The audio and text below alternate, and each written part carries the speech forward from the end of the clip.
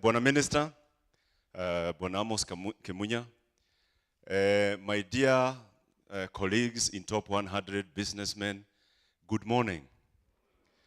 I think Rapuro has done justice to why we are here, and therefore I'll not take a lot of time. But I want to just say a few things. First of all, Bwana Waziri, we are very delighted. This is not the first time you have come to support Top 100. We know that it is something you believe in, and we know that Waziri, for those of you who did not know, Waziri, first of all, rose up the ranks in business.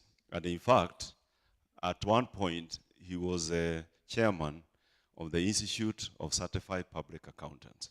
So when we talk about Top 100 and we talk about business, whereas we invite him because he's the minister, this is a man we would have invited anyway to talk about business because he has done business and he has succeeded in business. So asante sana Waziri, we could not have got a better guest to come and talk to us about business because that is what you specialize in. I don't know how you ended up in politics because the area I know you do very well, and I know you also do very well in politics, is business, and I know you as a very good supporter of business. So asante sana na karibu.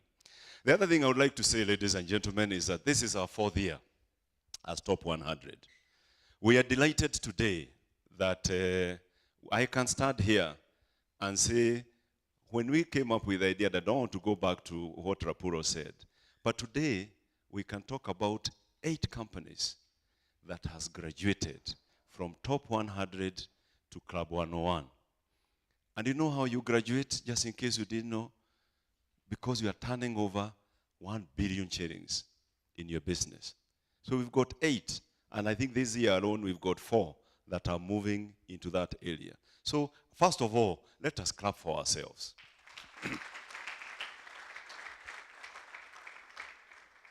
This tells us that when we sat and say this is the area we want to support, this is the area we want to be associated with, we were right, because you are the guys who drive this economy.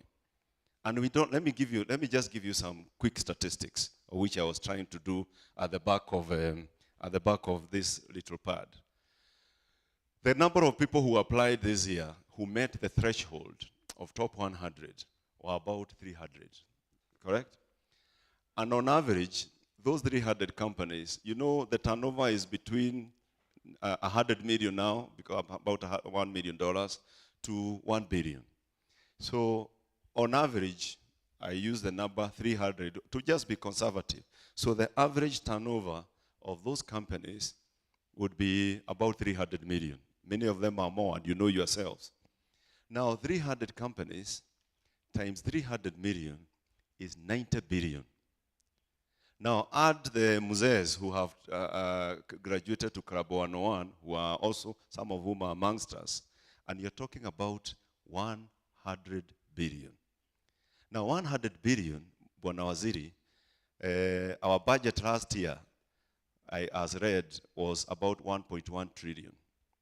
So you're talking about people sitting in this room and others who may just not have made the mark to be Top 100, but our colleagues actually accounting for about 10%. So we are not talking about small business.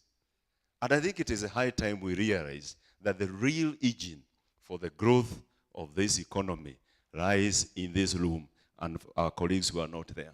And therefore, this is something as Nation Media Group would want to be associated with.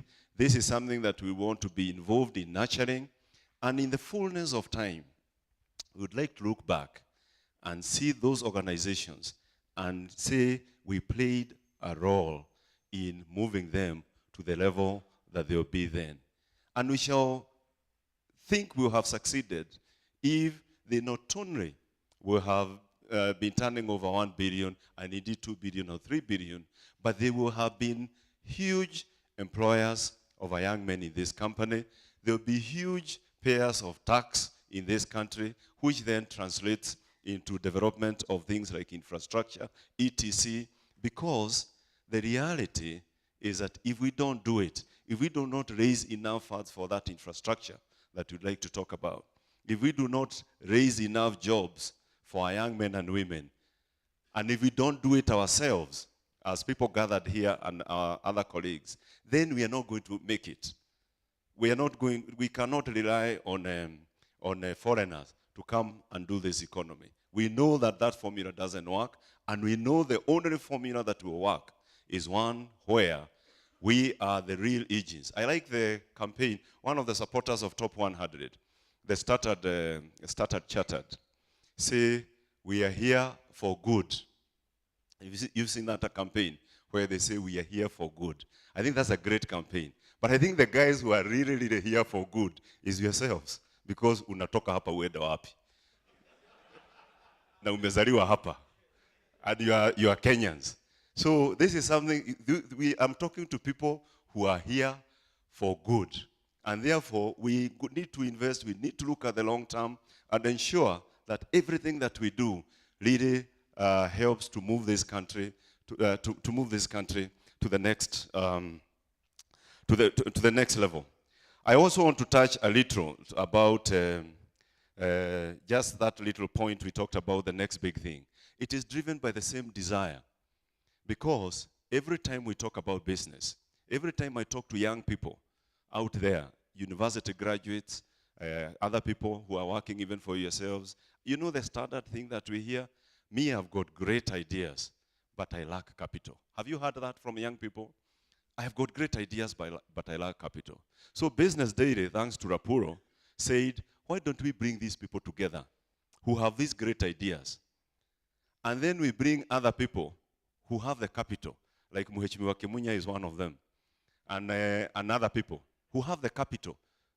And because when Mheshimiwa has capital, when Josephat Maura has capital, when Transcentury has capital, and yourselves, then if the young man starts here and presents and shows you that it is really a good idea that can multiply your capital, I'm sure you'd be willing to invest.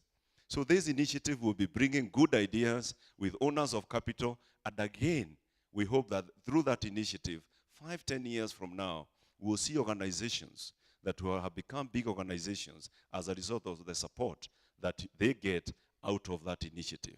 I want to say this, that Facebook, and I know now people are tired, particularly my team are tired of hearing me talk about Facebook, because I'm a big fan of Facebook.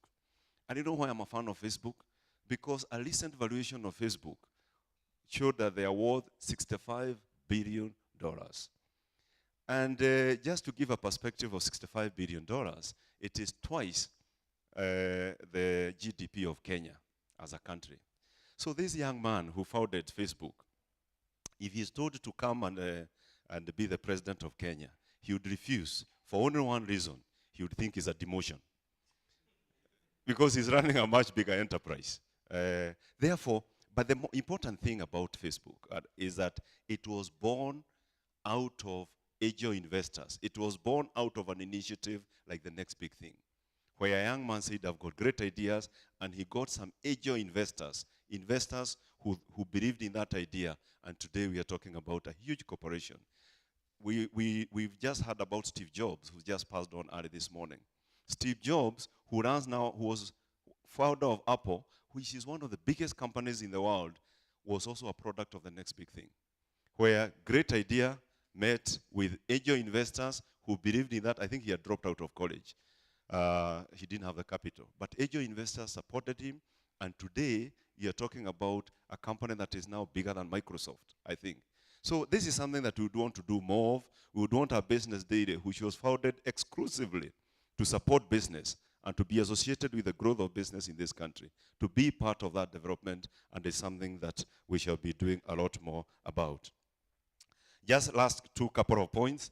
I just want to say two things, and the first one is, I know we are having an unprecedented crisis in this country in terms of inflation, and we're just having a chat with my good friend Josephat, and he was saying, what do we do at a time like this? What is it that we need to talk about, particularly with our colleagues in business, about how do we need to respond to situations like this when we are having inflation and all that?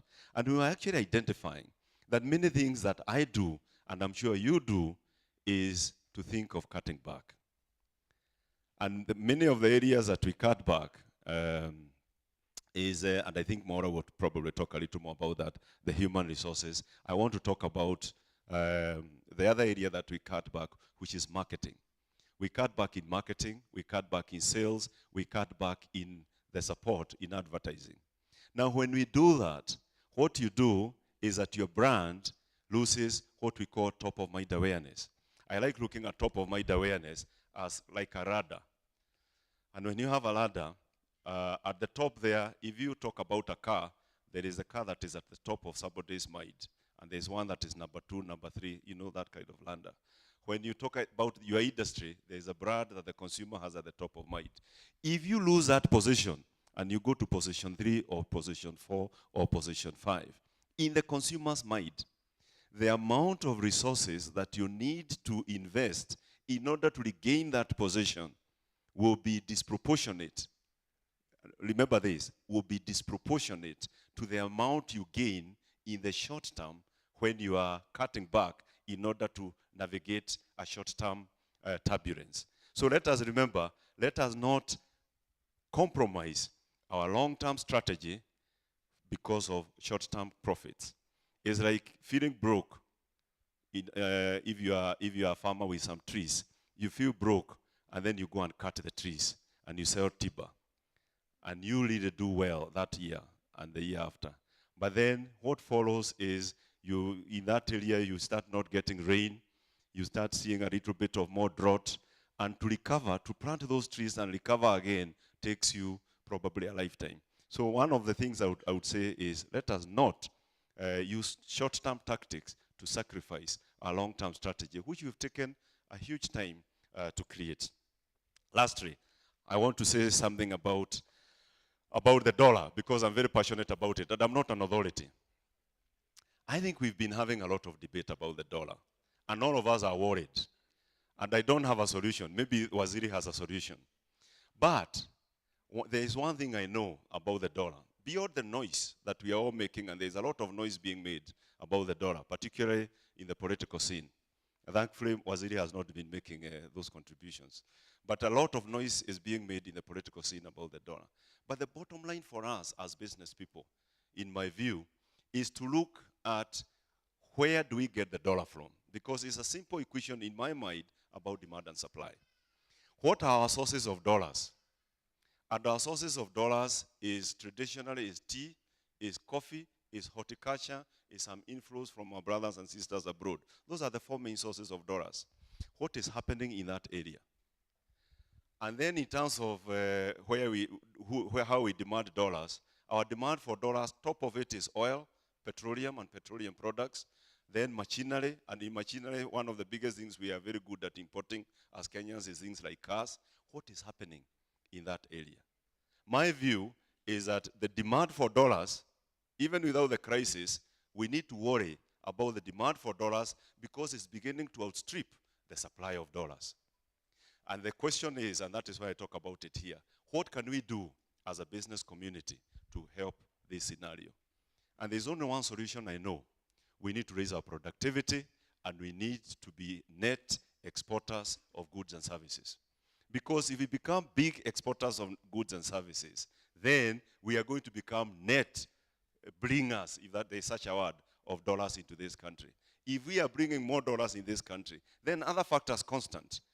The price of the dollar will stabilize. In fact, it could even come down because we are bringing in more dollars than the ones that we are sending out. But there's one more reason, I think, and as I finish, that we need to worry about this whole dollar situation. We need to look at 5 years from now and 10 years from now. And I'll tell you what is going to happen 5 years from now and 10 years from now. The first thing that is going to happen is that Uganda, you know, particularly when we export across East Africa, Uganda and Tanzania are what we call our younger or smaller brothers, because Kenya is a big brother. But what is happening, ladies and gentlemen, is that Uganda has discovered oil. That oil is going to start being exported to us in the next 4 to 5 years, actually 3 to 4 years. What is going to happen to the dollar? When Uganda starts exporting oil to us, remember what we make. We make coffee, we make tea. Uganda doesn't need coffee because they have enough coffee. They don't need tea because they have enough tea. They don't need horticulture because they have enough horticulture. And there are not many Ugandans There are not many Kenyans in Uganda who are repatriating dollars here. So we need to ask ourselves as a country, when they start exporting oil, what is it that we are going to export that is going to match the quantities and the volume of dollars that are going to outflow to Uganda? Ladies and gentlemen, I don't have an answer to that question. The second one is Tanzania, which is another big trading partner. Tanzania has discovered massive quantities of gas. And 2 weeks ago, I was in Tanzania in a forum where they were discussing doing a pipeline from Tanzania to Kenya. Now, when they start exporting gas to us, and they will, what is it that Kenya is going to export that is going to match the inflows, the outflow of dollars that we are going to give to Tanzania in order to buy their gas, which is a good thing to do because we know how we use gas. Is it tea? They don't need tea because they grow a lot of it. Is it coffee? Is it horticulture? Ladies and gentlemen, the solution lies in this room. The only way Kenya is going to continue being competitive against our East African neighbors and stop us or avert the possibility of our country become a smaller brother from where we are today is if we can be net exporters of products and services, because that is the only area I know that we can do more and give Ugandans and Tanzanians things that they do not have. And if we don't do that, we are going to become a smaller economy. And if we become a smaller economy, with the kind of productivity they are going to have with those minerals that they have, and oil and all, then they are going to also start getting into the industries that we are in and become net exporters. This is something that should worry us. And as we move into the next 5-10 years, these are things that we really need to address in order for us to become more competitive. I'm very passionate about that, ladies and gentlemen, because when we are talking about the dollars, I think we are missing the point, because we are talking in the air. It is about demand and supply, and it is about what we can do to continue assuring the flow of those dollars in terms of our productivity, which is the only competitive edge I know against our other East African neighbors. Thank you very much, ladies and gentlemen. And I now want to invite my colleague Josephat to come and address us, and then invite Waziri to give us some wisdom. Asanteni sana. Thank you.